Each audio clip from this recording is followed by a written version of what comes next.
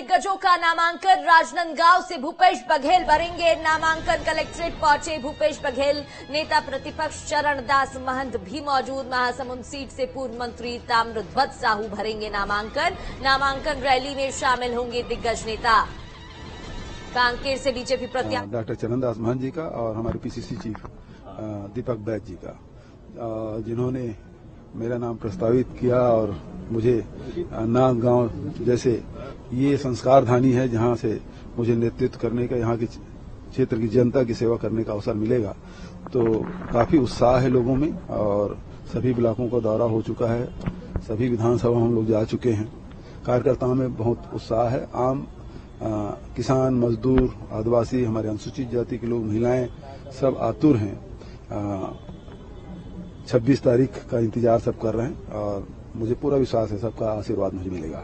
ये कोशिश हो रही क्या सर, जो ज्यादा से ज्यादा नामांकन हो कार्यकर्ताओं के तरफ से? अपील ज्यादा नामांकन नहीं, मैंने अपील ये की, देखिए जब ईवीएम का सवाल उठा तो ईवीएम को रोकने क्या उपाय हैं, तो मैंने निर्वाचन आयोग के जो प्रश्नोत्तरी है जिसमें प्रश्न क्रमांक 303 उसका उल्लेख मैंने किया कि 384 नोटा सहित यदि नामांकन करते हैं और कैंडिडेट रह जाते हैं तो वहां फिर ईवीएम से चुनाव नहीं होगा, बैलेट पेपर से होगा। अब इसको तोड़ मड़ोड़ के जो बात कर रहे हैं वो अलग बात है। बचत वहां के साथियों ने कहा हम नामांकन भरेंगे, वो तो पाटन की बात थी, दुर्ग लोकसभा की बात थी। तो शंकाएं तो अभी भी है, जहां भी हम लोग जा रहे हैं लोग यही कह रहे हैं कि हमने तो वोट दिया था, हमारा वोट गया कहाँ।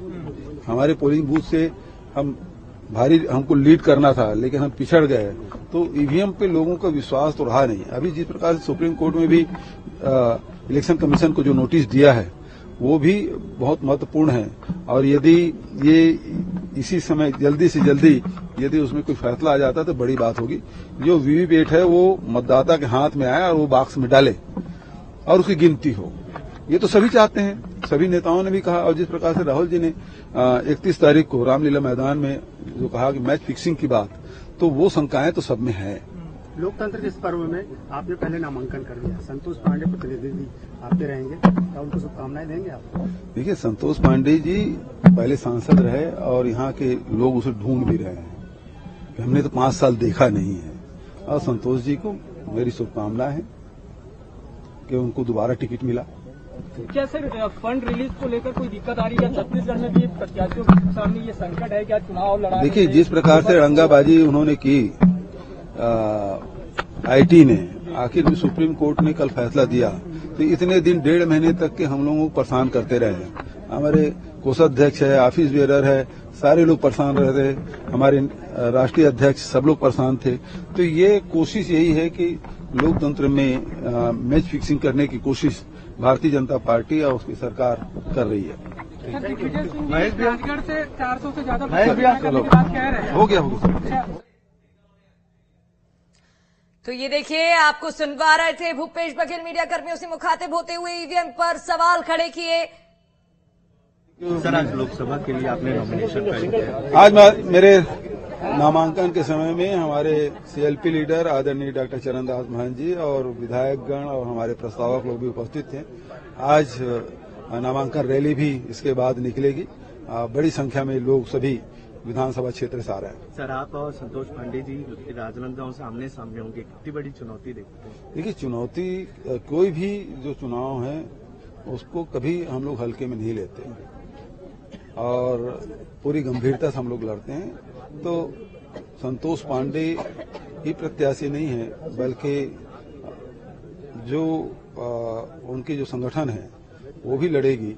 तो हमारे लिए चुनौती तो है और चुनौती कभी हम लोग हल्के में नहीं लेते। सर, मैच फिक्सिंग की बात तो राहुल गांधी ने की थी, उसको किस तरह देखते हैं? बिल्कुल सही बात उन्होंने कही है। मैच फिक्सिंग, जिस प्रकार से निर्वाचन आयोग के सदस्यों की नियुक्ति हुई, जिस प्रकार से 2 मुख्यमंत्रियों को गिरफ्तार किया गया और जिस प्रकार से कांग्रेस पार्टी के जो आज तक कभी नहीं हुआ, किसी राजनीतिक दल के साथ नहीं हुआ कि आईटी के द्वारा नोटिस दिया गया और हजारों करोड़ का नोटिस दिया गया है। तो मैच फिक्सिंग करने की कोशिश लगातार की है और राहुल जी ने ईवीएम पर भी सवाल उठाया है। ईवीएम किस तरह देखते हैं सर, जो सवाल? ईवीएम पे लोगों को विश्वास नहीं है। मुख्य बात है लोकतंत्र है, चुनाव है, जो मतदाता है उनको ही यदि ईवीएम पे उस प्रक्रिया पे तो भूपेश बघेल को आप सुन रहे थे, एक बार फिर से ईवीएम पर सवाल खड़े किए और इसके अलावा मैदान में खड़े हुए हैं। इस पर वो बोले सरोज पांडे अकेली नहीं, पूरी टीम काम करती है, संगठन चुनौती भरा होता है, हमेशा चुनौती के साथ ही इसको देखा जाता है, मैदान में उतरते हैं और पूरी लगन के साथ लड़ते हैं। भूपेश बघेल ने ईवीएम पर इसी के साथ सवाल एक बार फिर से खड़े किए। भूपेश बघेल को आप सुन रहे थे, जो कई मुद्दों पर अपनी बात रखते हुए नजर आए। अंकुश इसी के साथ हमारे साथ जुड़ गए हैं, ज्यादा जानकारी उनसे ले लेते हैं। अंकुश, आज नॉमिनेशन भरते हुए नजर आएंगे कांग्रेस के भी प्रत्याशी और भोजराज जो कि बीजेपी से प्रत्याशी हैं कांकेर सीट से। भूपेश बघेल को हम सुनवा रहे थे जनता को, जहां मीडिया कर्मियों से बातचीत करते हुए ईवीएम पर एक बार फिर से उन्होंने सवाल खड़े कर दिए हैं।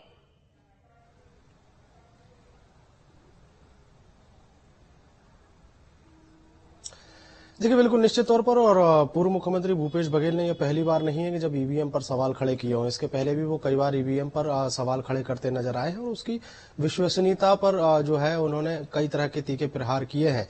कई तरह की मांग भी उन्होंने की है और वीवीपैट से या यूं कहा जाए कि बिना ईवीएम मशीन से चुनाव कराने की मांग भी वो रख चुके हैं। आज छत्तीसगढ़ के लिए काफी महत्वपूर्ण दिन है, बड़ा दिन है, क्योंकि भारतीय जनता पार्टी के कैंडिडेट हो या कांग्रेस पार्टी के कैंडिडेट हो, लोकसभा चुनाव के लिए अपना नामांकन दाखिल कर रहे हैं।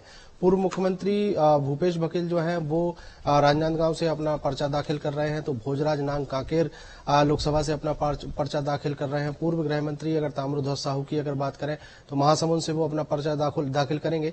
और कुल मिलाकर इस पर्चा दाखिले की प्रक्रिया के दौरान शक्ति प्रदर्शन की कोशिश भी जो है दोनों ही राजनीतिक दल करते हुए नजर आएंगे।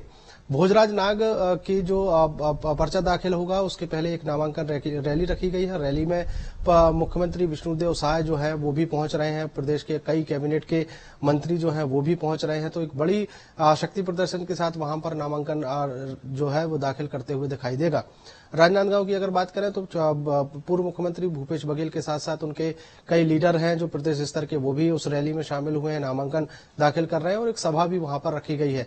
माना यह जा रहा है कि भूपेश बघेल जो है अपना नामांकन दाखिल करने के बाद पूर्व गृह मंत्री ताम्रध्वज साहू के नामांकन दाखिले के दौरान वहां पर शामिल हो सकते हैं। तो आज शक्ति प्रदर्शन का दिन है और ये बताने की कोशिश है कि वो सामने वाले प्रतिद्वंदी से कमतर नहीं है और यही तस्वीरें जो है वो अलग अलग नामांकन केंद्रों से देखने को मिल रही हैं।